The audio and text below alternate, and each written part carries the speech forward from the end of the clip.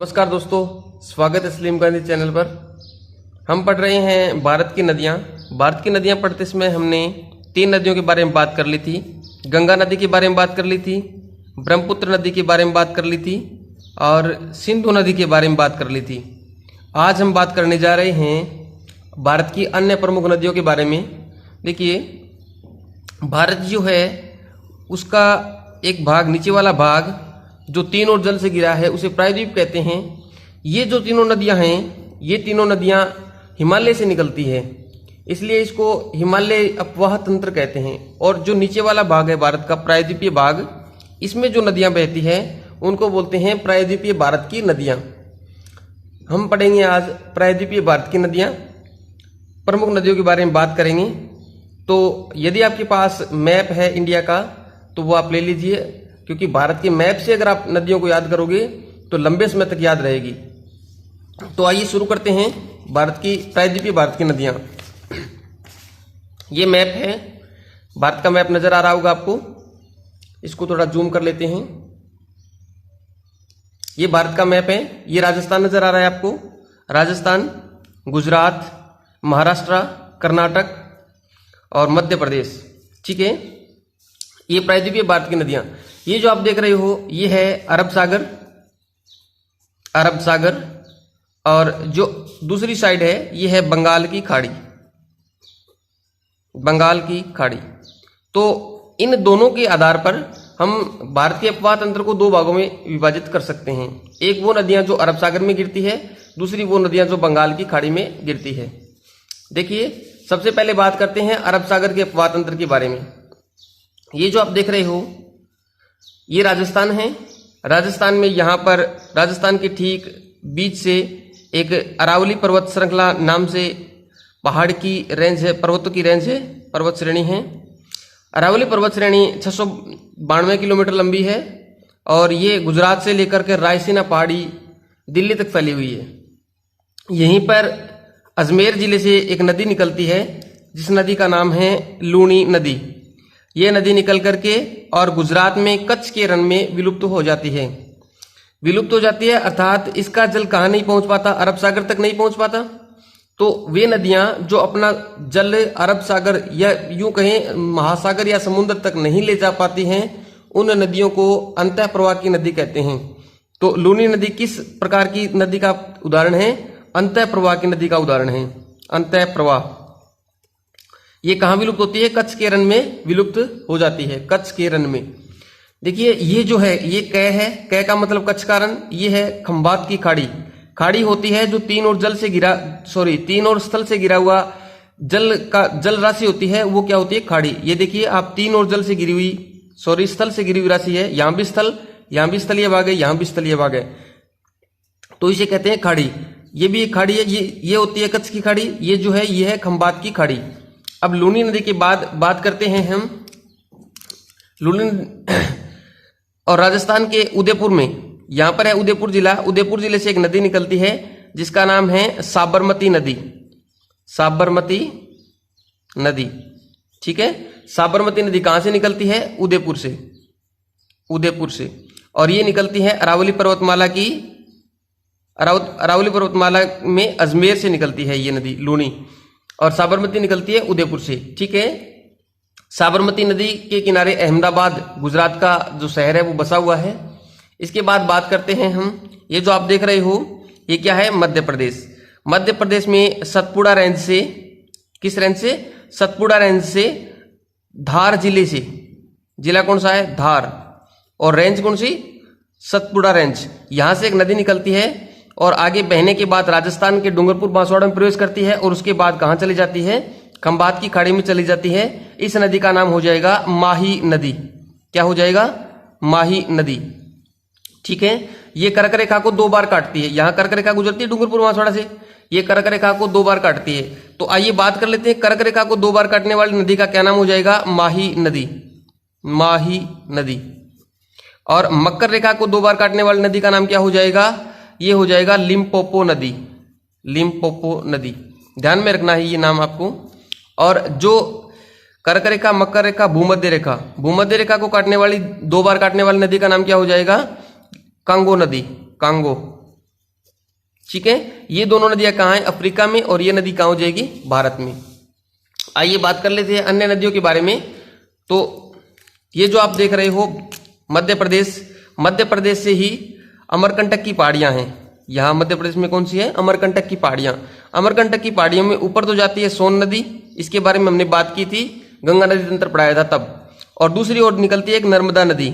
नर्मदा नदी निकलने के बाद और ये कहाँ जाकर के खंबात की खाड़ी में गिर जाती है, गुजरात होती हुई, मध्य प्रदेश से गुजरात, इसके बाद खंबात की खाड़ी में गिरती है।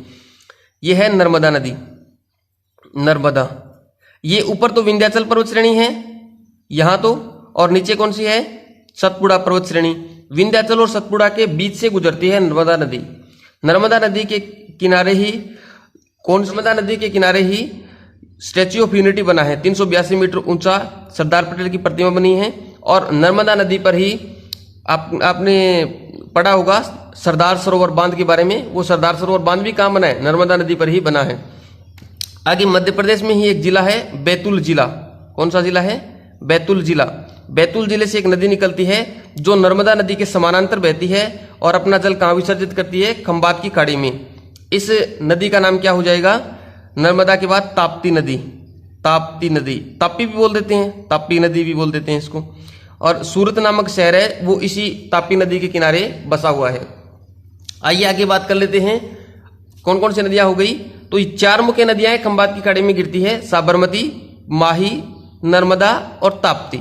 ठीक है, आगे चलते हैं। ये जो आप देख रहे हो ये छोटा सा, ये क्या है? गोवा। गोवा में एक नदी निकलती है, गोवा से निकलने के बाद और कहाँ? अरब सागर में गिरती है। इस नदी का नाम है मांडवी नदी।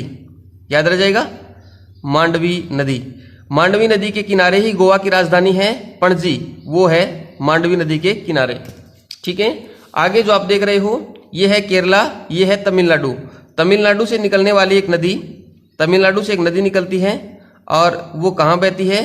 केरल में बहती है, केरल में बहती है। इस प्रकार से इस नदी का नाम हो जाएगा पेरियार नदी। पेरियार नदी, ये आपको ध्यान रखना है। पेरियार नदी पर बना है इडुक्की बांध। इडुक्की बांध, इडुक्की बांध, ये है भारत का एकमात्र चापाकार बांध। देखिए भारत के बांध के बारे में बात कर लेते हैं। बांध कितने प्रकार के होते हैं? बांध 3 प्रकार के होते हैं। बांध कितने प्रकार के होते हैं? 3 प्रकार के। एक तो होता है चापाकार बांध, चापाकार बांध, ठीक है। एक होता है गुरुत्वीय बांध, गुरुत्वीय बांध। एक होता है रॉक फिल्टर बांध, रॉक फिल्टर बांध। 3 प्रकार के बांध होते हैं। चापाकार बांध होता है, ये इस प्रकार चाप की आकृति का बनाया जाता है। चाप की आकृति, चाप जानते हो आप, वर्त का एक भाग, चाप चाप चाप की आकृति का बनाया जाता है। गुरुत्वीय बांध होता है, ये कंक्रीट से बनाया जाता है, कंक्रीट यानी पत्थरों से बनाया जाता है, कंक्रीट से बनाया जाता है। ये सबसे मजबूत होता है, लेकिन इसको बनाने में सबसे ज्यादा खर्चा आता है, खर्च भी सबसे ज्यादा आता है, ठीक है। एक होता है रॉक फिल्टर बांध। रॉक फिल्टर बांध भी लोहा और इस्पात से बनाया जाता है, लोहे से बनाया जाता है रॉक फिल्टर बांध। लोहा और इसके साथ साथ अन्य धातु भी काम में लेते हैं और कंक्रीट भी काम में लेते हैं, ठीक है। कंक्रीट बांध, कंक्रीट भी काम में लेते हैं। ये होता है रॉक फिल्टर बांध। 3 प्रकार के बांध होते हैं। ये जो बांध है ये चापाकार बांध है और भारत का एकमात्र चापाकार बांध है। आगे बात करते हैं, पेरियार नदी हो गई। तो ये जो नदियां हमने पढ़ी है, ये नदियां किस में प्रवेश करती है? अरब सागर में अपना जल विसर्जित करती है। अब बात कर लेते हैं वो उन नदियों के बारे में जो अपना जल कहां ले जाती है? बंगाल की खाड़ी में ले जाती है। ये जो आप देख रहे हो ये है झारखंड, ठीक है। झारखंड में है छोटा नागपुर का पठार, और ये क्या है? बंगाल। ये वाला बंगाल है, ये वाला झारखंड है, ये बांग्लादेश है। तो झारखंड में एक छोटा नागपुर का पठार है, आपको पता है। छोटा नागपुर के पठार से एक नदी निकलती है और निकलने के बाद कहां बहती है? बंगाल में। बंगाल के बाद बांग्लादेश में। देखिए आपने गंगा नदी पढ़ा होगा, अगर नहीं पढ़ा है तो आप पढ़िए, वहां जाकर के इसी चैनल पर वीडियो मिल जाएगी आपको प्लेलिस्ट में। गंगा नदी जो है वो आगे जाकर 2 भागों में विभाजित हो जाती है, एक तो हुगली नाम से और दूसरी बांग्लादेश में चली जाती है पद्मा नाम से, ठीक है। एक हुगली और एक दूसरी पद्मा नाम से। बांग्लादेश में जो चली जाती है पद्मा, ये आगे जाकर के ब्रह्मपुत्र नदी के अंदर मिल जाती है और आगे मेघना नदी कहलाती है। चलो इसके बारे में बात नहीं कर रहे हैं, हम प्रायद्वीपीय भारत की नदियां पढ़ रहे हैं। तो ये जो नदी है इसे बोलते हैं दामोदर नदी, दामोदर नदी कहाँ से निकलती है? झारखंड में छोटा नागपुर के पठार से निकलने के बाद बंगाल में बहती है और हुगली नदी में मिल जाती है। ठीक है, इसके बाद दामोदर नदी जिस पठार से निकलती है उसी पठार से एक नदी और निकलती है, यानी छोटा नागपुर के पठार से ही नदी निकलती है दूसरी, उस नदी का नाम है स्वर्णरेखा नदी। ये निकलने के बाद और किस में प्रवेश कर जाती है? बंगाल की खाड़ी में प्रवेश कर जाती है स्वर्णरेखा नदी। इसका नाम क्या है? स्वर्णरेखा नदी। ध्यान रह जाएगा, स्वर्णरेखा नदी। इस स्वर्णरेखा नदी है, इसी के तट पर जमशेद जी टाटा ने टाटा इंडस्ट्री की स्थापना की थी। इसलिए ये जो जमशेदपुर नामक गांव है, जमशेदपुर, ये किस नदी के किनारे है? स्वर्णरेखा नदी के किनारे बसा हुआ है जमशेदपुर। ये है उड़ीसा, ये झारखंड। तो उड़ीसा से एक नदी निकलती है और निकलने के बाद बंगाल की खाड़ी में प्रवेश करती है। छोटी सी नदी है क्योंझर, पहाड़ी का नाम क्या है? क्योंझर पहाड़ी। क्योंझर पहाड़ी से निकलती है, इस नदी का नाम है वैतरणी नदी। वैतरणी नदी, ध्यान रह जाएगा, वैतरणी नदी। इसके बाद इसी छोटा नागपुर पठार से निकलने वाली एक अन्य महत्वपूर्ण नदी है और निकलने के बाद और उड़ीसा में प्रवेश करती है, फिर बंगाल की खाड़ी में अपना जल ले जाती है। इस नदी का नाम है ब्राह्मणी नदी। ब्राह्मणी नदी, ध्यान रह जाएगा, ब्राह्मणी नदी। ठीक है, अब ये जो आप देख रहे हो लंबी आकृति, ये किसकी है? छत्तीसगढ़ की। आपने पढ़ा होगा, छत्तीसगढ़ की है। छत्तीसगढ़ की आकृति है, यहीं से छत्तीसगढ़ से एक नदी निकलती है, रायपुर जो छत्तीसगढ़ की राजधानी है उसके निकट से बहती हुई और कहाँ प्रवेश करती है? बंगाल की खाड़ी में। इस नदी का नाम क्या हो जाएगा? महानदी। ध्यान रखना है आपको, महानदी। ठीक है, छोटा नागपुर का पठार है महानदी, और सॉरी महानदी है, तो महानदी यहां पर अपना कटक में अपना जल डेल्टा बनाती है। ये कटक में, ठीक है, कटक उड़ीसा का शहर है, वहां पर डेल्टा बनाती है, छत्तीसगढ़ से निकलती है और उड़ीसा में बहती हुई अपना जल बंगाल की खाड़ी में ले जाती है। इसी पर संबलपुर में एक बांध बना है जो विश्व का सबसे लंबा बांध है। इस बांध का नाम है हीराकुंड बांध। आपने पढ़ा ही होगा इसके बारे में, तो काफी फेमस है हीराकुंड बांध। ये विश्व का सबसे लंबा बांध है, 26 किलोमीटर की लंबाई है। ठीक है, ये बात आपको ध्यान में रखनी है। कहां पर, किस नदी पर बना है? महानदी पर बना है। आइए आगे बात कर लेते हैं। ये जो आप देख रहे हो ये क्या है? ये जो आप देख रहे हो ये है महाराष्ट्र। महाराष्ट्र में नासिक, और नासिक में है त्र्यंबकेश्वर। त्र्यंबकेश्वर नासिक से एक नदी निकलती है, निकलने के बाद आंध्र प्रदेश में बहती है और अपना जल बंगाल की खाड़ी में ले जाती है। इस नदी का नाम है गोदावरी नदी। क्या नाम है इसका? गोदावरी नदी। ध्यान रह जाएगा जी। देखिए, प्रायद्वीपीय भारत की जितनी भी नदियां हैं उसमें गोदावरी नदी सबसे लंबी है। इस नदी की लंबाई है 1465 किलोमीटर। ठीक है, इस गोदावरी नदी को क्या कहते हैं? इसे कहते हैं दक्षिण की गंगा। दक्षिण की गंगा। दो बातें हैं, एक दक्षिण की गंगा और एक दक्षिण भारत की गंगा, दोनों में फर्क है, आपको ध्यान में रखना है। इसे दक्षिण की गंगा कहते हैं। और दक्षिण भारत की गंगा देखिए ये क्या है? महाराष्ट्र कर्नाटका, यहीं से एक ब्रह्मगिरी की पहाड़ी है। कौन सी? ब्रह्मगिरी की पहाड़ी। पश्चिमी घाट में ब्रह्मगिरी की पहाड़ी से निकलती है एक नदी, निकलने के बाद और कहाँ बहती है? तमिलनाडु में। तमिलनाडु के बाद ये बहती है आगे बंगाल की खाड़ी में अपना जल विसर्जित करती है। इस नदी को कहते हैं कावेरी नदी। कावेरी नदी, ये कावेरी नदी वर्ष भर बहती है और इस नदी को कहते हैं दक्षिण भारत की गंगा। दक्षिण भारत की गंगा, दोनों में फर्क है। ये दक्षिण की गंगा है, ये दक्षिण भारत की गंगा। यानी गोदावरी को क्या कहते हैं? दक्षिण की गंगा, और कावेरी को कहते हैं दक्षिण भारत की गंगा। आगे बात करते हैं तो नासिक महाराष्ट्र से निकलती है ये नदी, आपको ध्यान में रखना है। और यहां पर महाबलेश्वरम है। कहां पर है? महाराष्ट्र में महाबलेश्वरम। यहीं से एक नदी निकलती है, निकलने के बाद महाबलेश्वरम से निकलने के बाद ये आगे अपना जल कहाँ ले जाती है? बंगाल की खाड़ी में। और आंध्र प्रदेश में ही ये अपना क्या बनाती है? डेल्टा बनाती है। इस नदी का क्या नाम हो जाएगा? गोदावरी। कृष्णा नाम है इसका नदी का, कृष्णा। इसकी लंबाई कितनी है? 1400 किलोमीटर। देखिए, ये प्रायद्वीपीय भारत की दूसरी सबसे बड़ी नदी है। आपको कंफ्यूज नहीं होना है, प्रायद्वीपीय भारत की दूसरी सबसे बड़ी नदी है और भारत की पूछा जाए तो तीसरी सबसे बड़ी नदी है कृष्णा। क्योंकि एक नंबर पे आती है गंगा, दो पर आ जाएगी गोदावरी, 3 नंबर पे आ जाएगी कृष्णा नदी। याद रह जाएगा। कृष्णा नदी कृष्णा की सहायक है। मालप्रभा, घाटप्रभा, मूसी नदी, ये लेकिन ये आपको नहीं पढ़नी, इंपॉर्टेंट बातें बता रहा हूं बस आपको, वो आप ध्यान में रख लेना।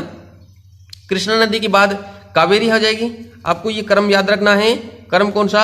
महानदी, गोदावरी, कृष्णा, कावेरी। ठीक है। अब बात करते हैं, इसमें आ जाते हैं तमिलनाडु में। तमिलनाडु पेरियार नदी हमने पढ़ ली। पेरियार नदी के बाद आपको ध्यान में रखना है, यहां से एक नदी निकलती है। इस नदी का नाम क्या हो जाएगा? ताम्रपाणी नदी। ताम्रपाणी, ठीक है, ताम्रपाणी नदी कहां से निकलती है? तमिलनाडु में निकलती है, इलायची की पहाड़ियों से। इलायची की पहाड़ियां, इलायची की पहाड़ी, इलायची की पहाड़ी से निकलती है ताम्रपाणी नदी। ये आपको ध्यान में रखना है। एक और छोटी सी नदी है इसी में, यहां से तमिलनाडु से निकलती है। इस नदी के बारे में इसका नाम है वेगाई नदी। वेगाई नदी, इसके बारे में कोई खास बात नहीं है, बस एक बात ध्यान रखना है कि इस नदी के किनारे तमिलनाडु का प्रसिद्ध शहर मदुरई बसा हुआ है। मदुरई शहर बसा हुआ है। तो इस प्रकार अगर आप एक बार फिर से वीडियो को देखोगे तो सारी नदियां आपको कवर हो जाएगी, और 2-3 बार वीडियो को देख लोगे तो ये सारी नदियां आपको अच्छे से याद हो जाएगी। अगर आप मैप से याद करोगे तो आपके लिए बहुत ही सहूलियत रहेगी।